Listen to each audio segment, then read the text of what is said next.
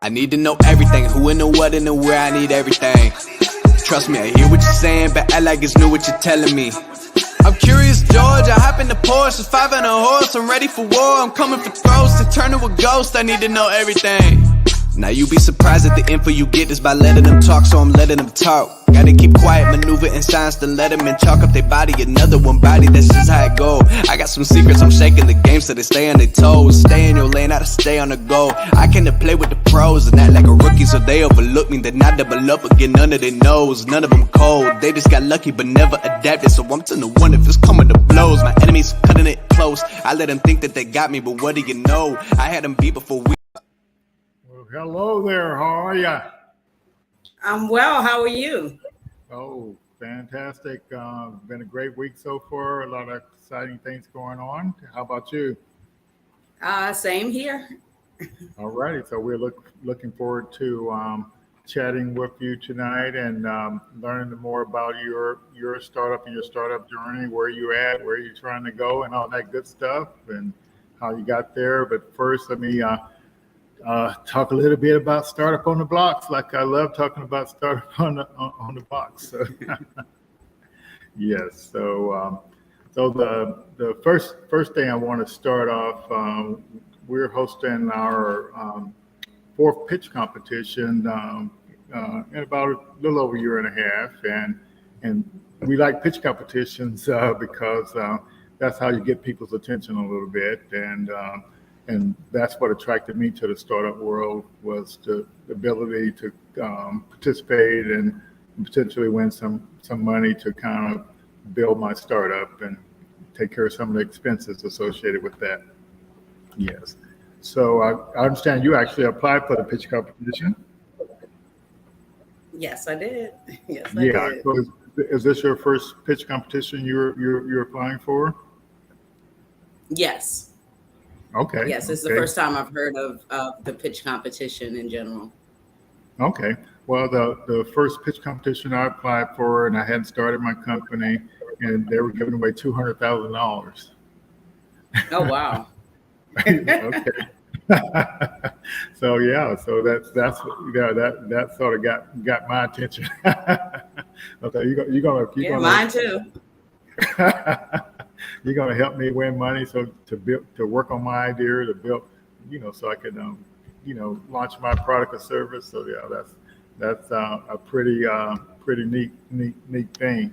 So why don't you take a second to kind of introduce yourself? Okay. My name is Sherry M.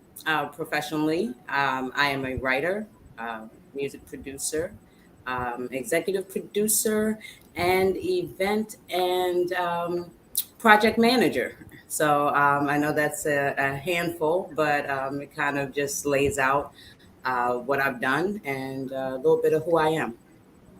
Okay, yeah, we'll definitely dig deeper into that and kind of see how you fell into that space, and most of the time that's how startup, that's one of the ways startups get started. You develop an expertise during your profession or on a job or something, and then you have an idea to turn that into a product or service, and so. And that's actually a good thing. That's how a lot of stuff get started. If I can get my slide to kind of move to the next one. Yes. So and that's why we do Startup on the Blocks is, for people like you that want to start a business or a startup and figure out how to make it grow and scale. Yes. And so when you look at this slide here on the right, we, during our internal programs, we in pitch competitions, et cetera, we focus on underrepresented founders. But this particular event that we do every Thursday night is for all founders to kind of get support, just to make them aware of what the startup ecosystem is and how it can help them, with their idea. And so when you think about the life cycle from when you go from an idea to a product or service and you start your company, there's a lot of stuff happening before that. And a lot of the ecosystems, especially here, they in Northwest Florida, they tend to think about businesses after they start. We like to think about them before they start. And then even after they start and start, but if we can get to them before they start, and then we can teach them some of the best practices for building a business and designing a business model that can scale. So internally, what we do in that center block, that first thing is it says best practice training. So that foundations training is just getting you into mindset, and the business model design is where you design your business model so it can scale. And once you can design it and test it for if you got a product that somebody wants, and it's feasible to build that product and make it scale. And then also the last thing is your business model has to be viable. And so you can have a business and a startup and out there making money, but the numbers still may not be right that says it's actually valuable, or your idea to get to the kind of money you want to make, you maybe can't spend enough marketing dollars to actually get to that point.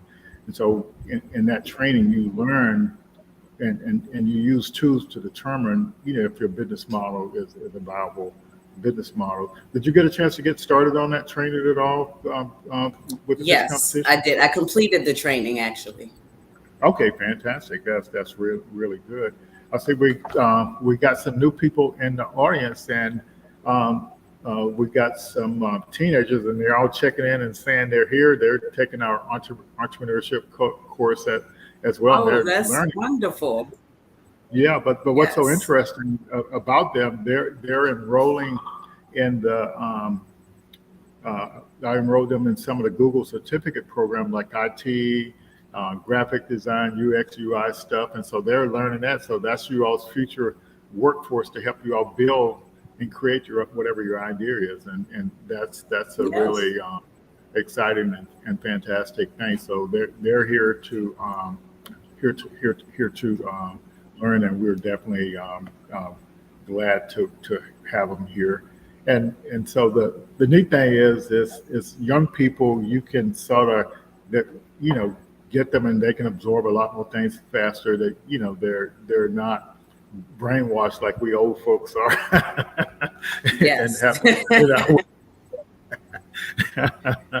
yeah, so we're definitely glad to have them here. But the reason why you want to do this first part of where you get that business model design down right, and you can write your pitch down. And so when you fill out an application for a pitch competition or for a accelerator program, or for some free services from Microsoft, or some free services from Amazon, or some free services from Target, or whatever, you have to articulate your idea pretty clearly in writing before you actually get a chance to actually pitch it verbally, like in a 3-minute pitch or something like that. And that literally is the most important thing, is being able to pitch your business, how you actually make money. And so you can literally fund the whole, your whole, building your whole product or service, and building a platform that makes it scale.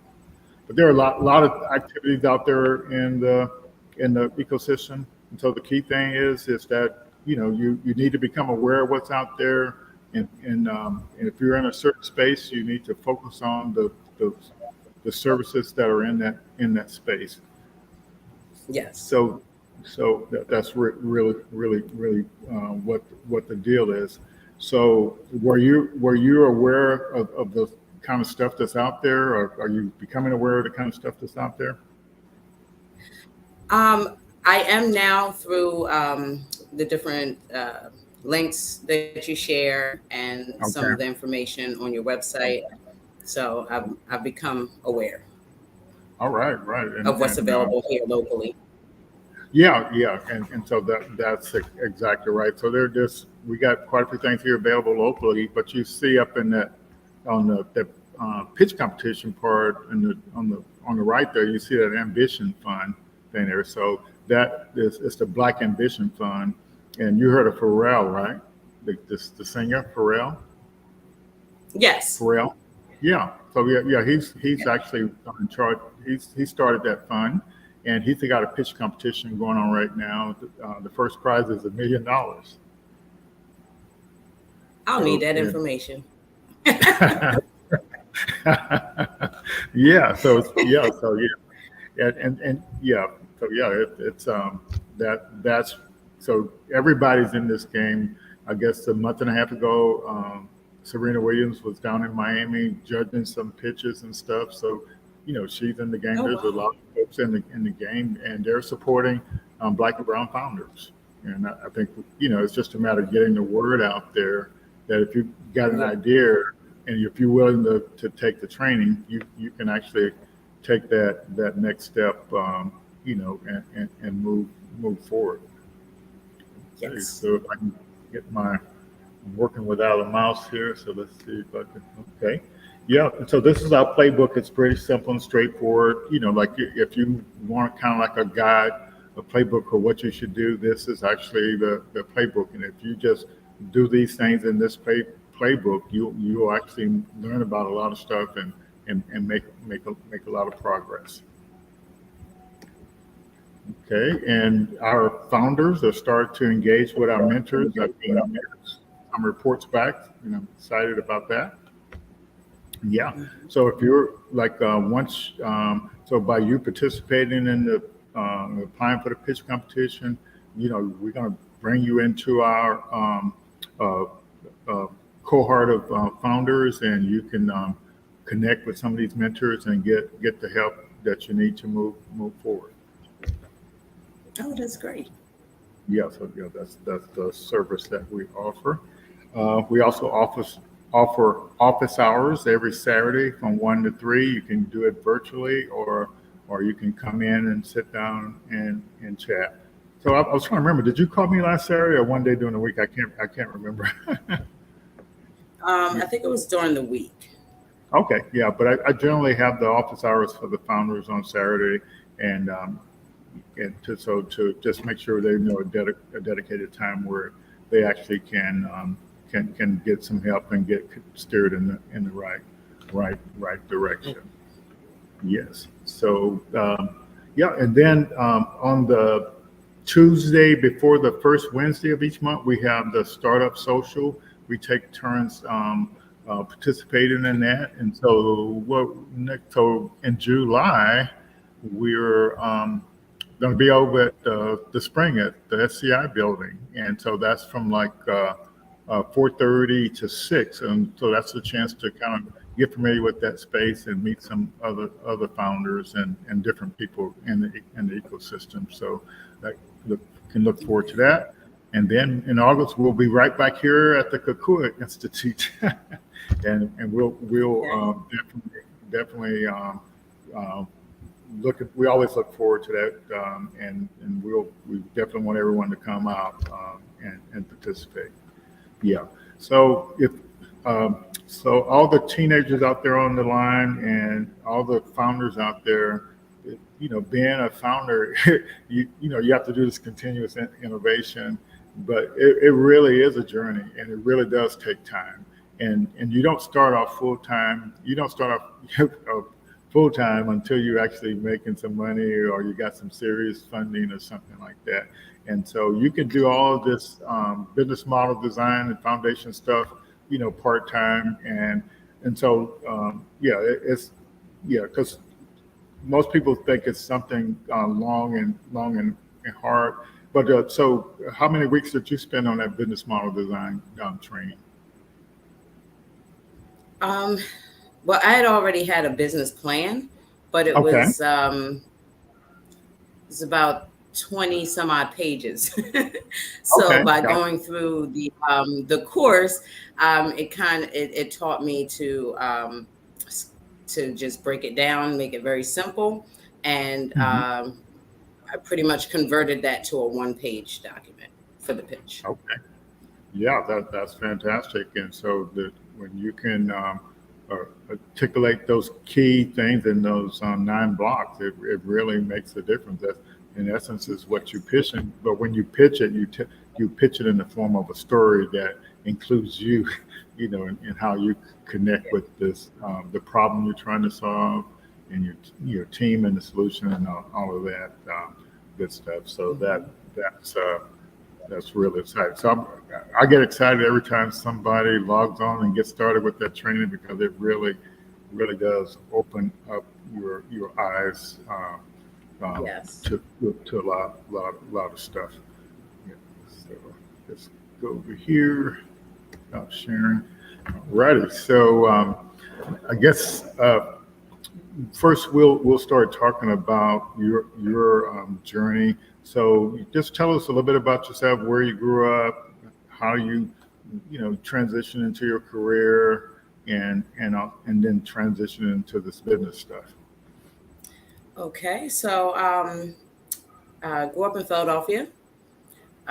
Moved here about 7 years or so ago.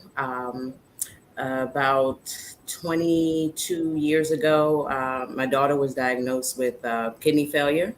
So everything was on halt. I became a full-time caregiver and could no longer work a traditional job.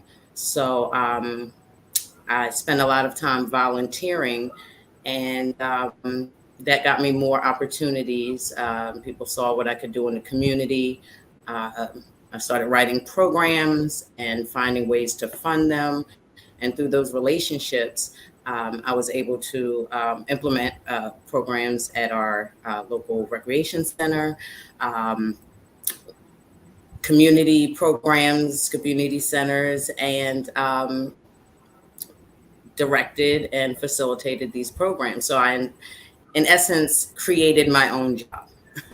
Okay. I got people together that had certain skill sets to be able to assist me in that. So I created a team or mastermind group or whatever you would like to call it, and just made a lot of things happen. That got the attention of the local state representative, who saw me create or actually manage a festival.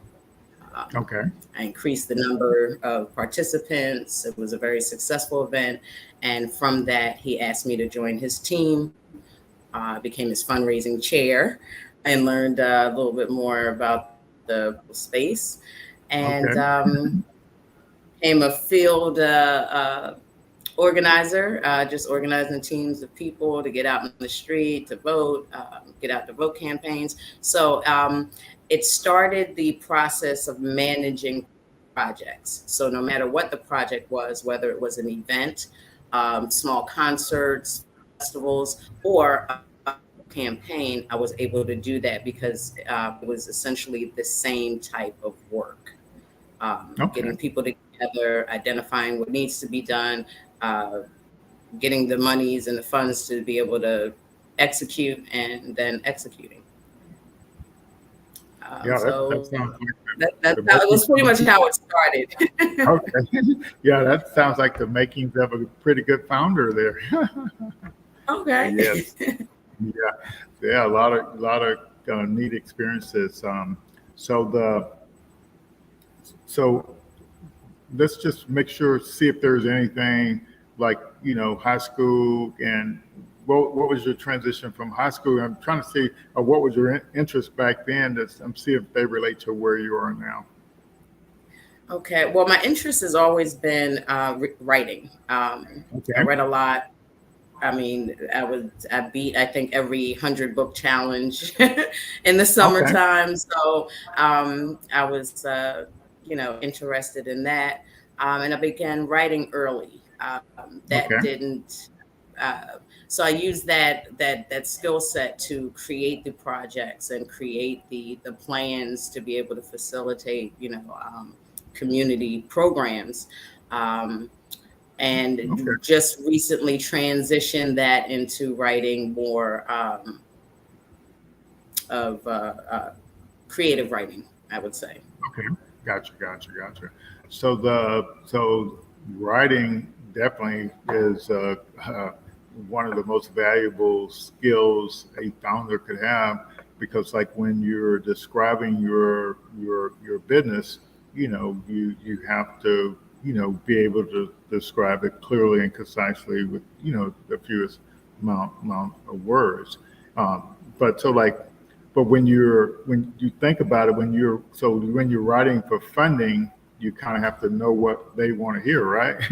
Yes, yes. Very Yeah. totally different type of writing. Yes, yes. But at least you understand that. So you said you had some success in grant writing, but whether it was for these different programs, whether it's significant funding, hundreds of thousands, $1 million, Um, it was in the thousands because of my okay, work. I started off. My son had interest in music at an early age, so in order mhm, to kind of support that in music production, okay, and I always had a soft spot for the arts. gotcha, Um, his summer project leaving elementary school was to we created a project. It was called Showtime at the Hollow, and Hollow was our local recreation center. And we okay, did a talent competition to raise money to buy instruments for the school. gotcha, So gotcha, the local newspaper covered it. We got a lot of support from local businesses. I mean, the small mom and pop gotcha, stores, the delis, they all participated. And from our advertisement, someone called me and said that they do trips to Showtime at the Apollo in New York and would like to sponsor by giving tickets to the winner. So wow, that was pretty good. And we bought the instruments and presented it to the school when they reopened after the summer. okay. So So you were out in corporate America for a little while, there as well, right? So what did you do out in corporate America? a lot of administrative work, a Okay. lot of management work, always in charge of teams, creating an easier way to do to do what's already been done. So Okay. Yeah, So I've spent. what kind of training did you have to prepare you for that type job? Um, Was it I guess college? high school, typing and basic computers and things like Okay. that were part of the curriculum. So Okay. that helped me. I noticed that it was something that I was very good at and did quickly. Okay. You know, I would work a lot with entrepreneurs who needed administrative work done, who couldn't afford to hire a full-time person. So I worked with mortgage companies, real estate companies. Right now, I work with a couple insurance agencies, and just provide the same type of work. I'm just looking to kind of streamline it uh, to help them and me. Yes, yes, yes. I guess the big question, and I think, so by the way, folks out in the audience, say if you got any questions, go ahead and ask them, if you're curious about something. But so, so what service does your business perform?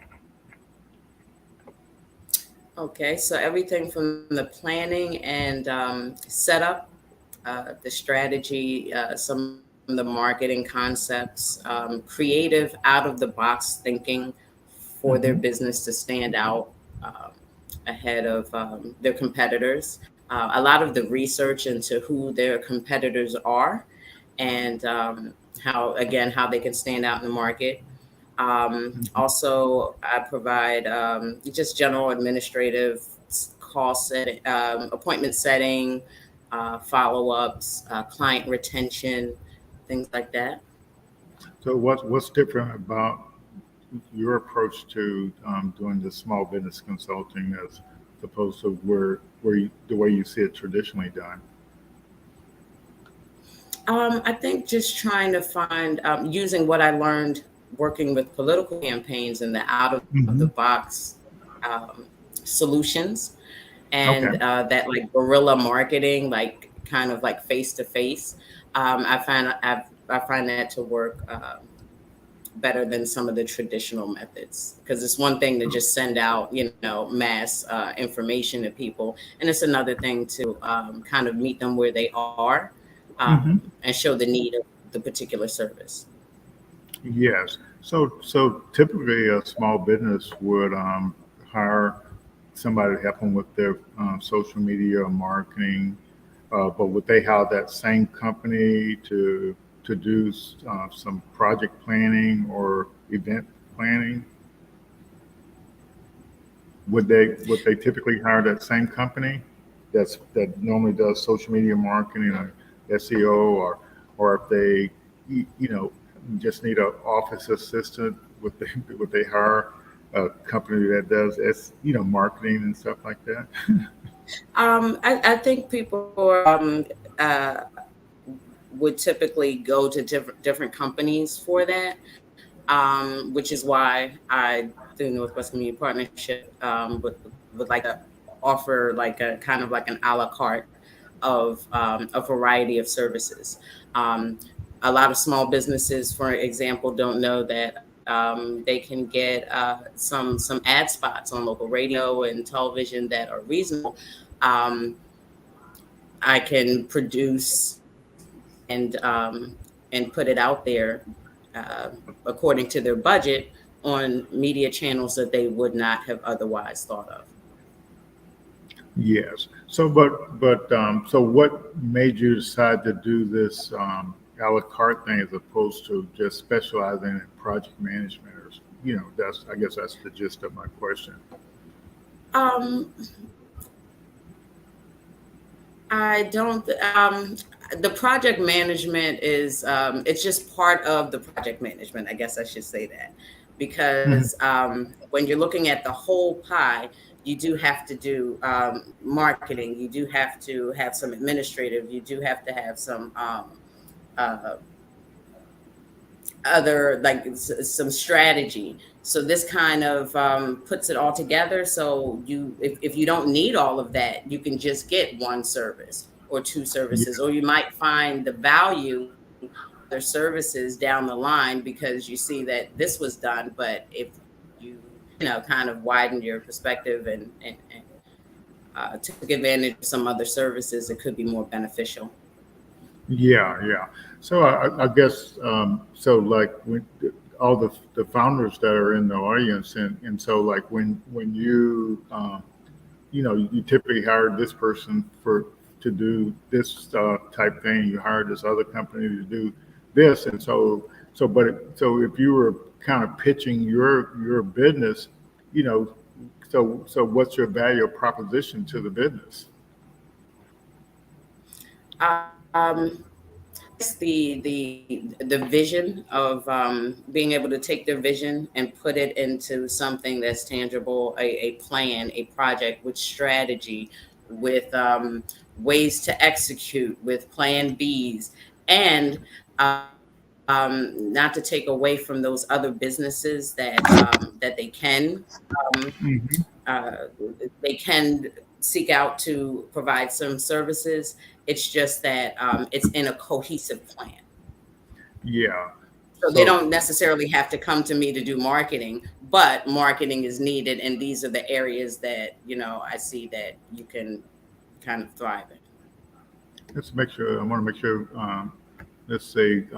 So, uh, who do you consider your competition in the local community, and how do you envision scaling the business? Oh, that's a very good question. Yeah, but so um, what? Let me before you answer it. That's a good question because like when you're pitching, that could be a question because like if you're trying to win money or you're trying to win investment, they're gonna want to know um, how how how how big can your company become? How can you go? How many customers can you serve? And so that's part of the the startup ecosystem. It's this idea that you can build a business that can actually grow fast, not grow slow, grow fast. So you right. have to design your business model so it can grow fast. So that's what we're here for, to help you learn how to do that. Okay, so how Okay. would you answer that question? I was hoping you'd bypass that one. um, Okay. um, as far Let's as say, competition, yeah, go what's ahead and that? do that. Go ahead and answer that part. Okay, so I don't actually consider anyone in the community, and I'm fairly new here, so Okay. I don't see it as competition, but more so, how can we partner to make this happen? Okay. I like to work on a more inclusive Okay. basis. So the more people who are good at what they do brought together for the sake of this project is what I'm most concerned about. Hmm. Yeah. And and then this but so like so so if it could scale, what would you need to make it scale to so you could service more businesses? What would you need to what would need to happen in order for you to do that? And that's what the question is really asking. Oh, okay. So there is some equipment. There's slight overhead to get started with any type of business. So Hmm. of course that would be first and foremost. Um, I am considering an app. So I've reached out to a couple of app developers. So to Hmm. get them started in creating a model that can make it scalable and more accessible to the Hmm. masses, the Okay. development of that would definitely be something that I would use funds to Okay. do.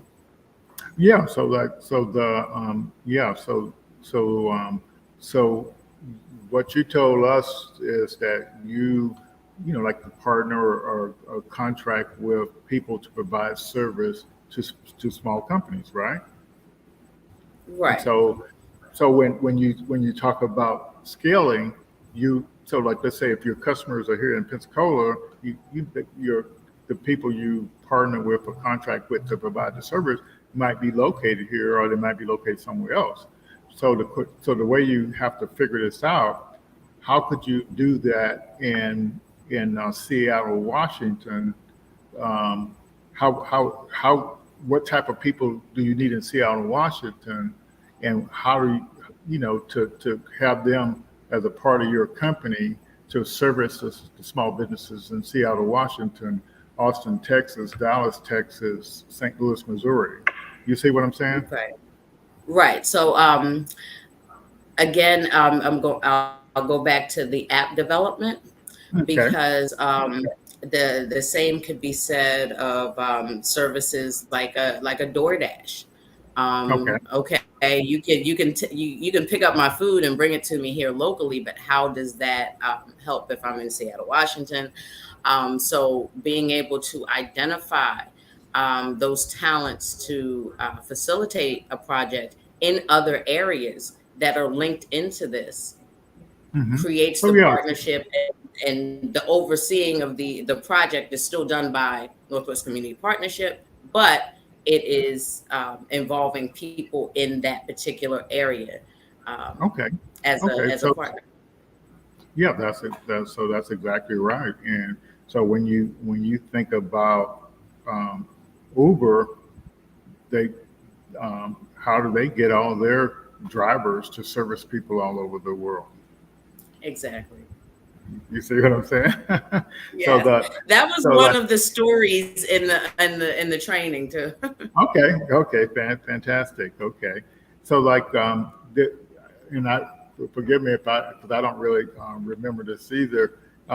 So did so was the stir yeah was the story Airbnb in the training?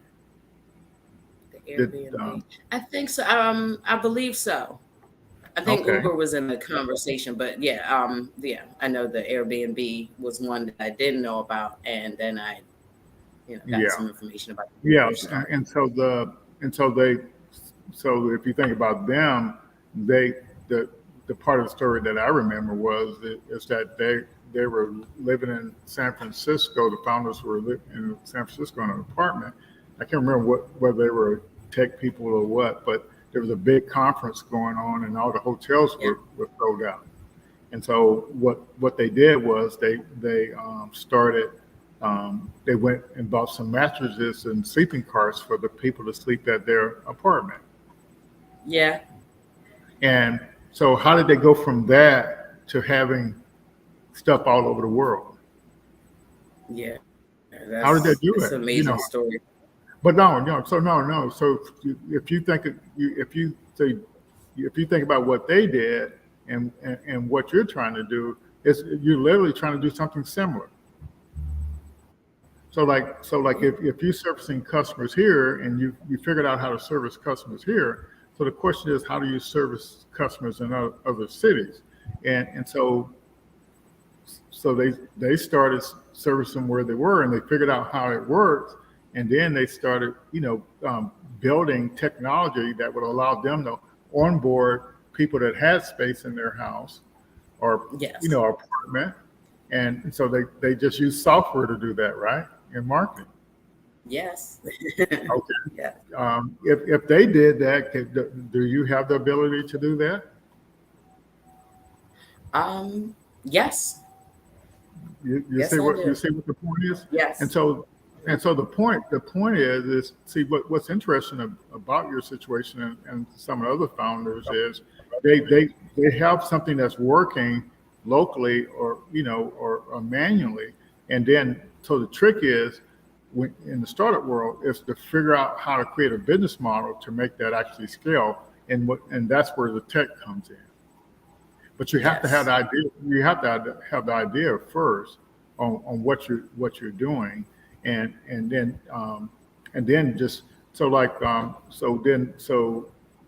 and I guess another one that I was familiar with too, and I can't remember where I heard this one was uh, Stripe.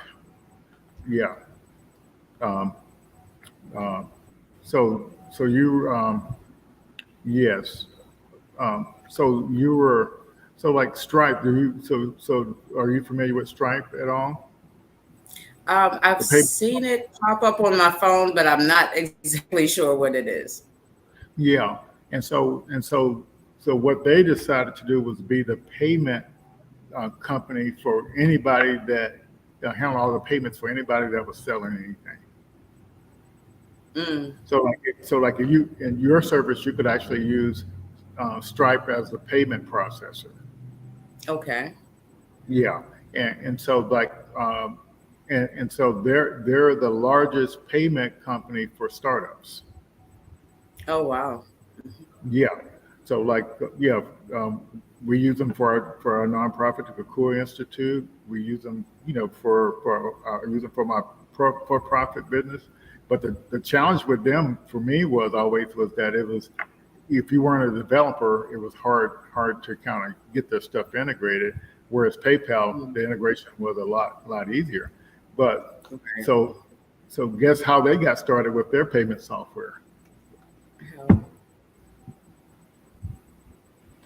So that so they were, I guess they were developers, and and so like, if the company they wanted to sell to wasn't a developer, what they did, well, didn't have any developers. They went to the company and installed the software themselves for the company. oh, wow.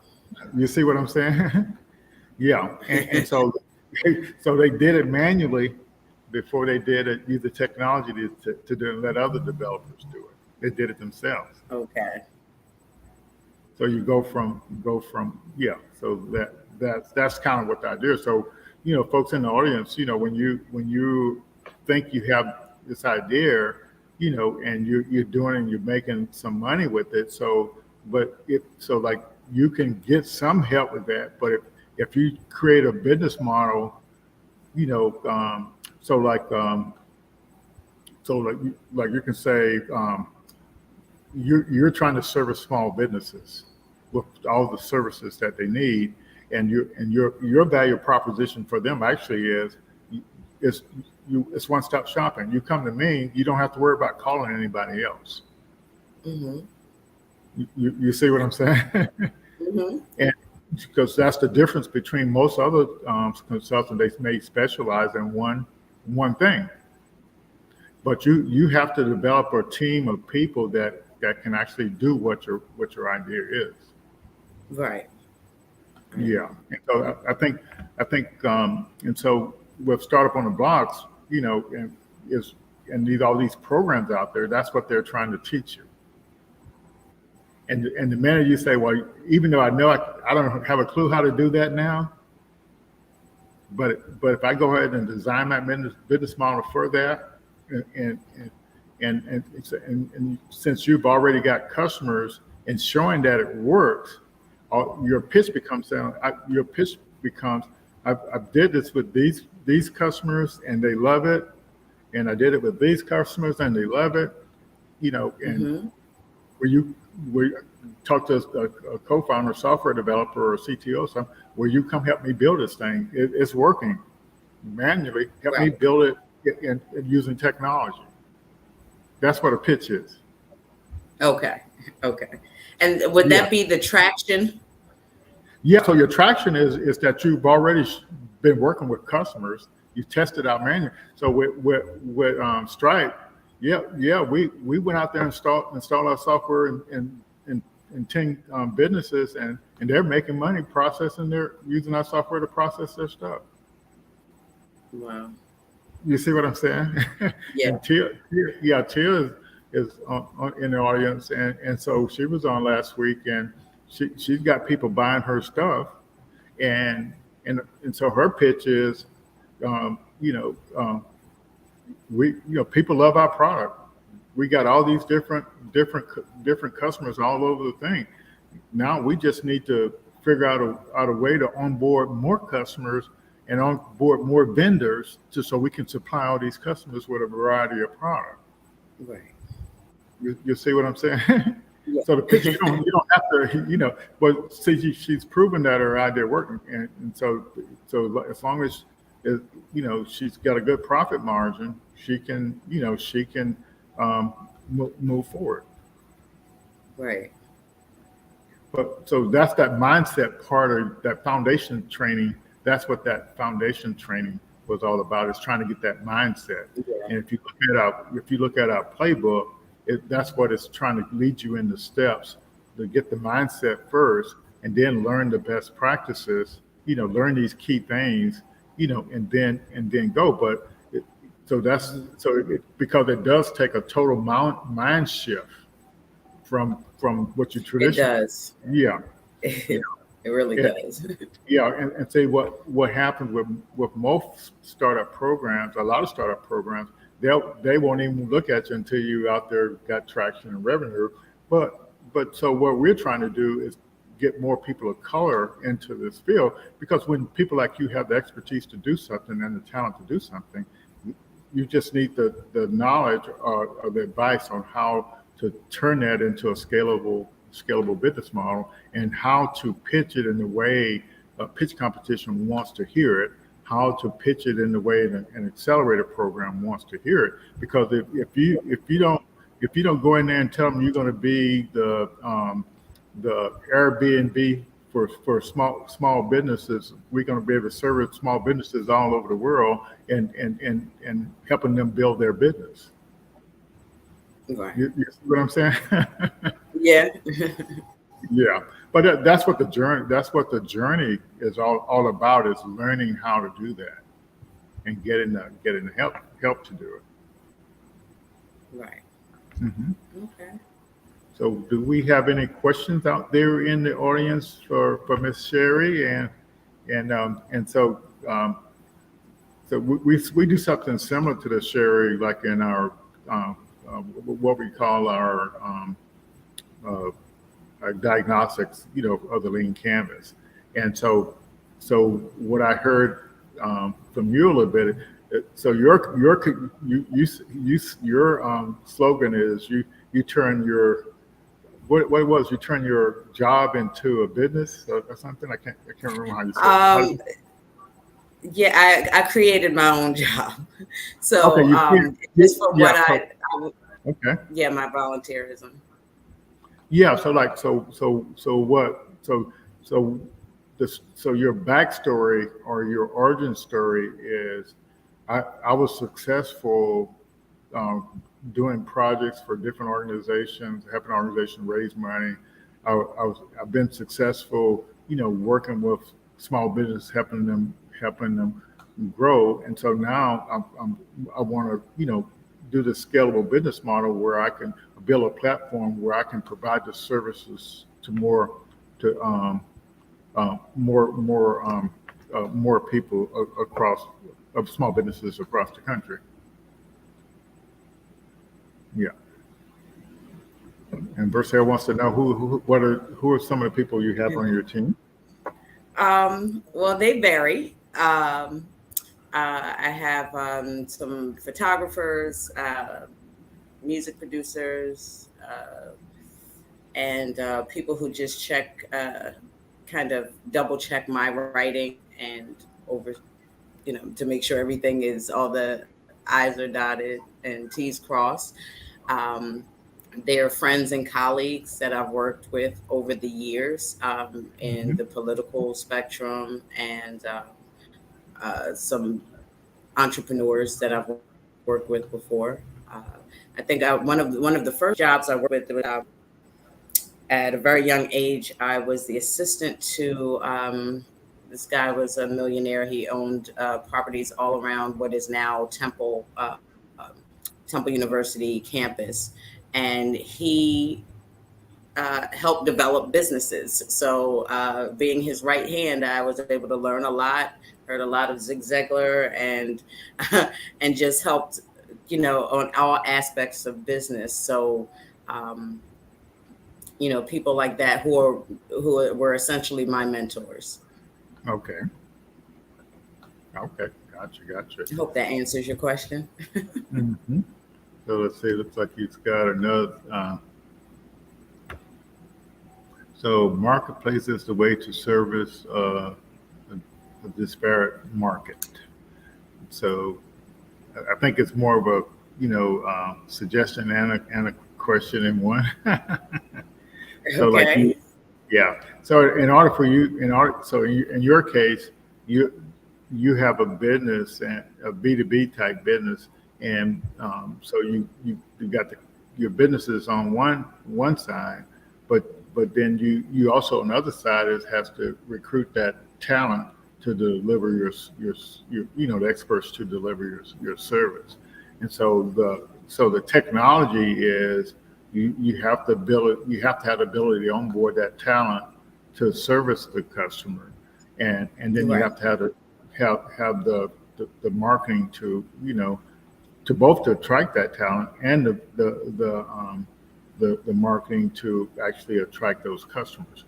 But that's just thinking about what you're doing the way you're doing it now, but thinking about how would you do it in a different way. It's just asking the question, if somebody came up to you and say, if you're doing this for here in Pensacola, now I want you to figure out, how to do this in every city across the United States or across the world. And so Right. you and your team, you get together and you start innovating, coming up with Right. ideas. Yeah, but you got to have the idea. You got to have this goal that you're trying to get to before you can actually start. So the minute you decide that you're going to do that, then all of a sudden your brain is focused on that. So when you talk to people on your team, you talk to each other. Then that's when you come up with the ways to create something new, something innovative. That's how what Ash called continuous innovation. Right. But if you don't ever think about that, you're never going to have the conversation. Oh yeah, I think I'm an overthinker. so Okay. in my 20 some odd pages of business plan model that I started, having to scale that down because there was so many moving parts to it. Mm-hmm. I just went with what was easiest to be able to clearly identify, Okay. but there are other moving parts to the Yes. the Yeah. the grand scale of it all. Yep. Yep. And For so sure.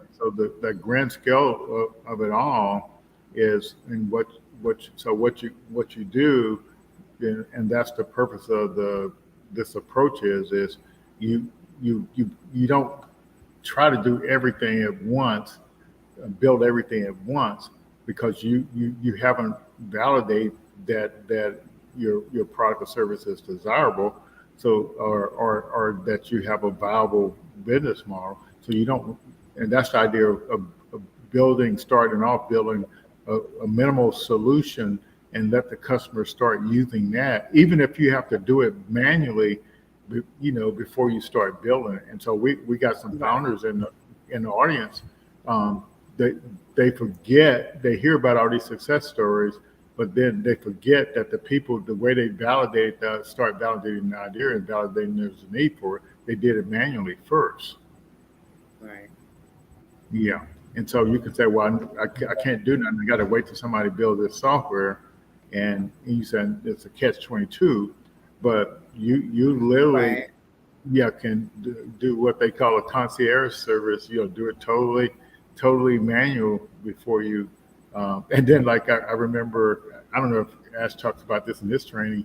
When I was in my first accelerator program, they was talking about a manual Turk where you literally had people in the background running around doing all this stuff, but it appeared to your customers that it was automated, that you had software doing it. Oh, okay. You're demonstrating that it actually worked, even though you're doing people to do it, doing the work as opposed to software doing the work. Right. Okay. Yeah. So I just trying to, get the people in the audience to understand the startup ecosystem is not about having a product already built. It's about the idea of building something that is scalable, and it's about the grand vision and putting the team together that can actually build that vision. But if you have this vision and you discuss it with your team every day, you come up with ideas on how to make it work. You do experiments, those small experiments all the time, and validate that work. and then you go to the next experiment to see what next works. And then so before you know it, you're growing faster than you thought you actually could grow. Yes. Yeah. So are things getting you think you're learning, but and you don't have to know it all at once. It's a journey, right? Yeah, it really is. Yeah. So it looks like Vercel's got another question. So Vercel is one of our coaches, and he knows what questions to ask. Oh, and he's asking a ton of.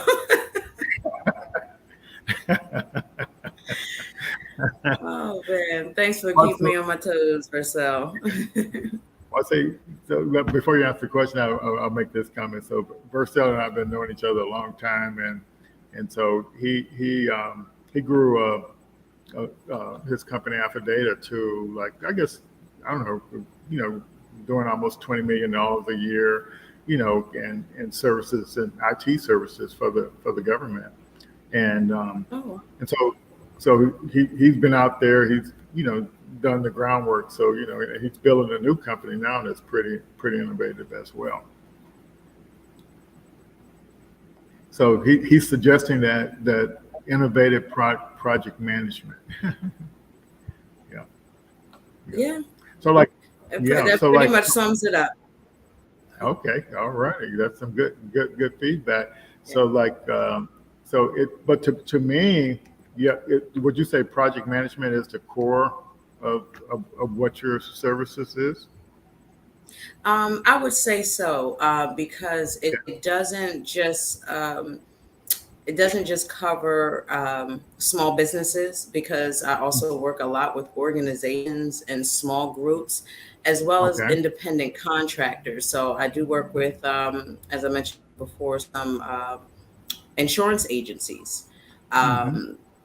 So that's a totally different, Mm-hmm. industry.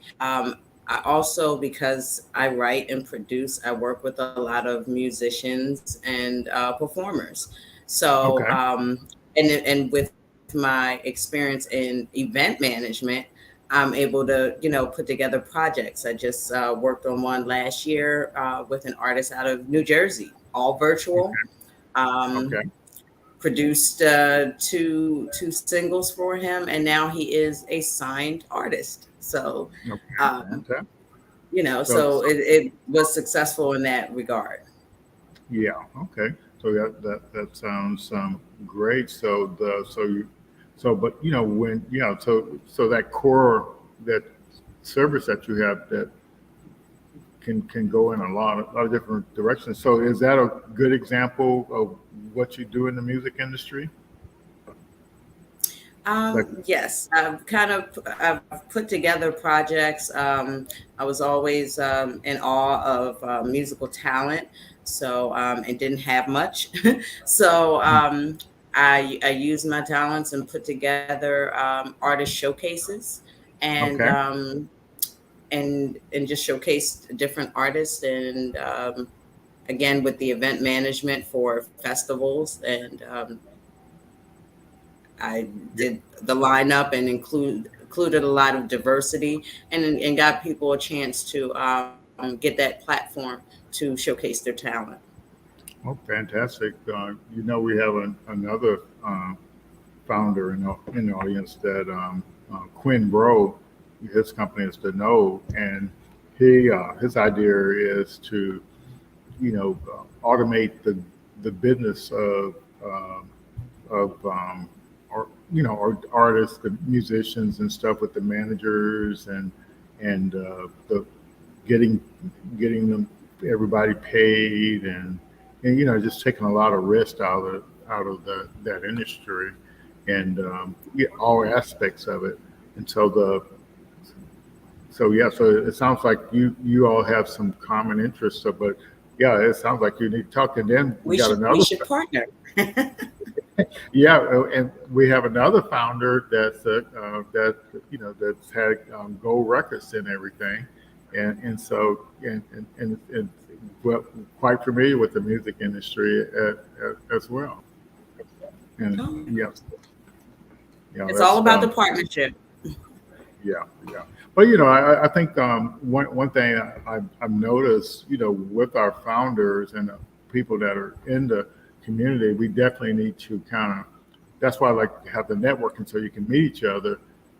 But we also need to start doing some live events and like so the founders we are doing the live events like with the Startup Social, but we need to do some live events every week so you all can meet each other, because we have some founders out there that have made some significant progress, but we have some other founders out there that are not sure what to do. But if you got some other founders that have already did it, then that's what the networking is for, is to get everybody, helping out everybody move forward.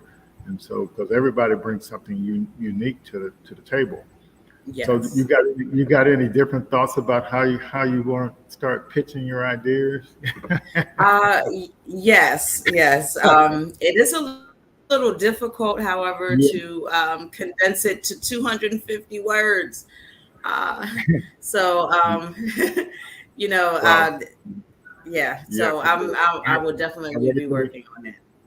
Yeah. So like the story I tell people with when I you know, got in the first accelerator program, they gave us 7 minutes to pitch our business, and then the next program I got in, they say, well, you got 4 minutes to pitch your Oh, wow. thing, and then the next one I got in, they say you got 2.5 minutes, Oh, and then I was in one program with one founder. She said they gave them 90 seconds. wow. Well, you have to be clear and concise with that 90 seconds. Yep, and she won like $55,000 or $50,000.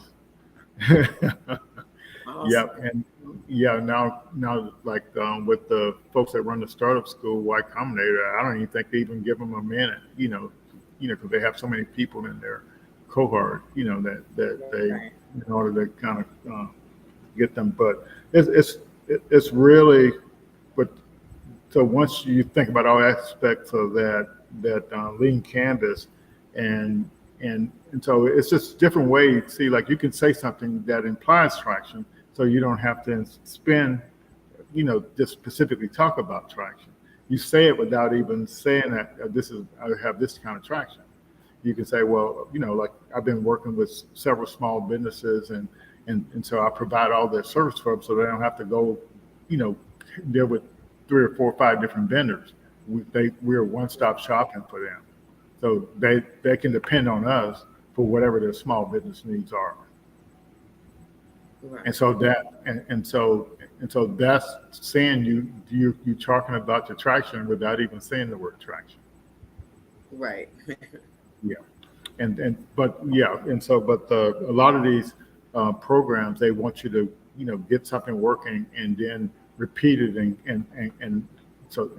grow, have some growth, that fast growth. So we're getting ready to wind down. Already?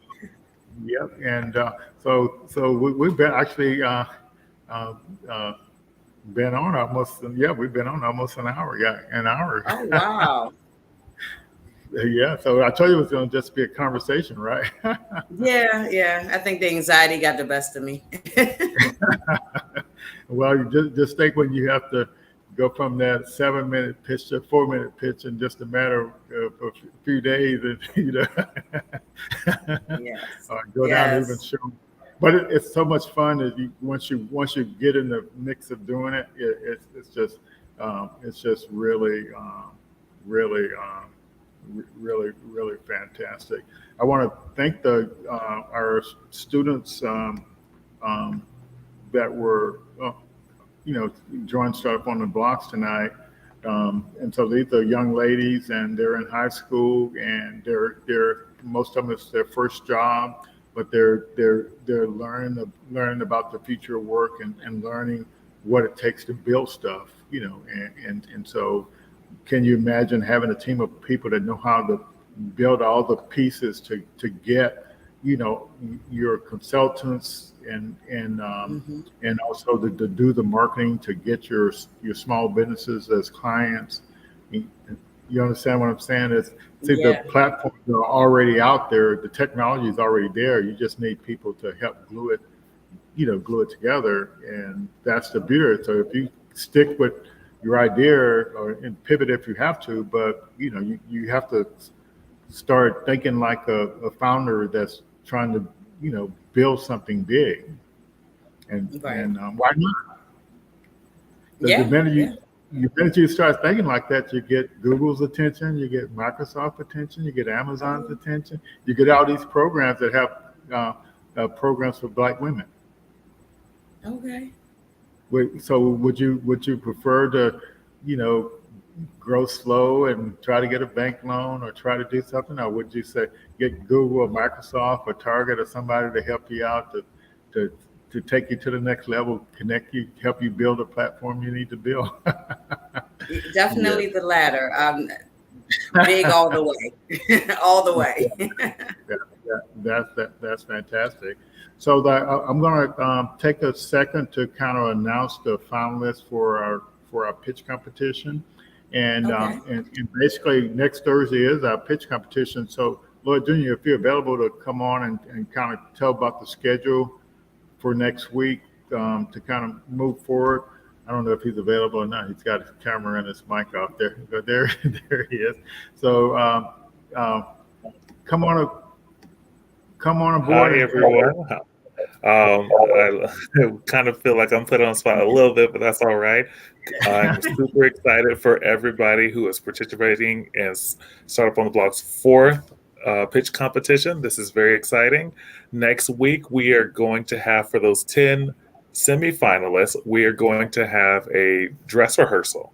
So in times past, many of the semifinalists think they are technological experts and do not feel the need to come to the dress rehearsal. But what I will tell you now is that the dress rehearsal is an opportunity for all of the participants to be able to practice pitching, and if they have a pitch deck, if they have a PowerPoint, if they have a video, that they can use their 3-minute practice time to do that during their time, so that way when the pitch competition happens, it's a seamless process. So I'm super excited. That will be on Tuesday at 7 p.m. Central Standard Time. And I am looking forward to meeting everybody, and I can't wait to hear who the finalists are. Okay, all righty. So there they are.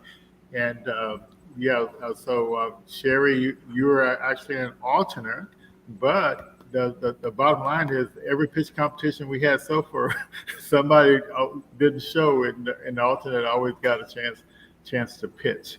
And so that is absolutely true. So half of the battle is showing up to the pitch competition. I want to be very clear about that.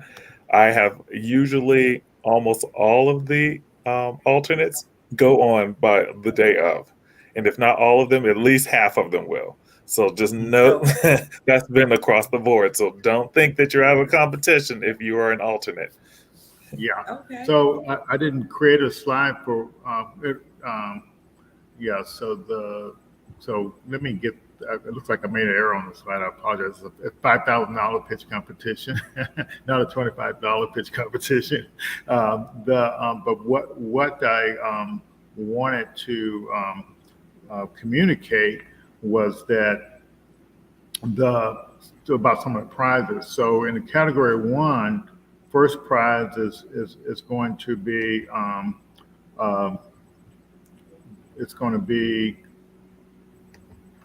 $2,000, and second prize is going to be $1,500, and no, it's $1,000, and then the third prize is going to be $500, and then in category 2, the first prize is going to be $1,000, and the second prize is going to be $500. But the first prize, winners in both categories, will get membership at both chambers, the Minority Chamber and the Pensacola Chamber. And they also, we got a new sponsor in there. They're going to get some consulting with Coastal System. Pat Rooney, He's a CPA type guy, and he's going to provide some consulting time for all the prize winners, and of course the first prize will get more, and also the let's see here, the Kukua Institute is going to throw some extra prizes in there as well. So like if you got some we're going to offer some Google certificates for training. So like Google right now is offering the social media, all that kind of type stuff, certificate for that, UI UX training. They're offering a project management training, and several other things. So we're going to actually provide well, we'll just do it this way. We'll provide each of the finalists. We'll decide, but at least one license, and that license allows you to take all the trainings, like all the different Google certificates. But we'll figure out something neat for you all to make sure you're definitely going to be glad you were actually participated in the thing. And if we're lucky, Google is coming out with a new certificate too, and I'm hoping that we get access to it. It's kind of like an business automation certificate. So we hope to be able to provide that as well. And tomorrow I have an appointment with IBM. If they give us some of their online training and certificates, we'll actually provide some of that stuff as well, because we want to make sure you all got the expertise and stuff you need to kind of move forward. So let's see. What's this? Yep. Congratulations to all the finalists, and the main thing is if you're participating, you're going to get our support, and that's what we guarantee. Yeah. Absolutely. So, I just want to piggyback off of that, and by saying that by participating, you're already making strides towards your startup. So if you all notice that the application process allowed you to begin to flesh out your business model. And one of the biggest things that we've been talking about since we have been doing the Lean Stack coaching certifications is that you're not just selling your product, you're not just selling your idea, you're actually working on making your business model a sellable and profitable model. That is also what you're working on. Those are aspects that are going to propel your pitching forward. So the more you dive into it and take those steps and dive into it when you're getting that procrastination bug, the more you just dive into it a little bit more, you're going to find that it's actually helping you open up to understanding this whole startup entrepreneurship and business aspect a lot more. So congratulations to everyone, and I can't wait to see you all next week. All right, same here. Thanks, Sherry. You did an excellent job tonight, and thanks for being patient with us. Thank you for having me. And it sounds like you're definitely open to learning, so I'm excited about that, and we look forward to working with you and helping you just keep moving up the ladder. All righty, so you all take care, and we'll see you all for the pitch competition next Thursday. Go ahead and sign up right now and be there to watch everybody. Well, I did forget to mention one thing. We're going to have at least one investor judge and maybe two.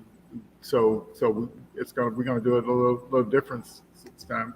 So it'll be a little bit more pressure, but at least you'll get some good questions from somebody that helps fund companies. See you all next week. Ready. Bye-bye.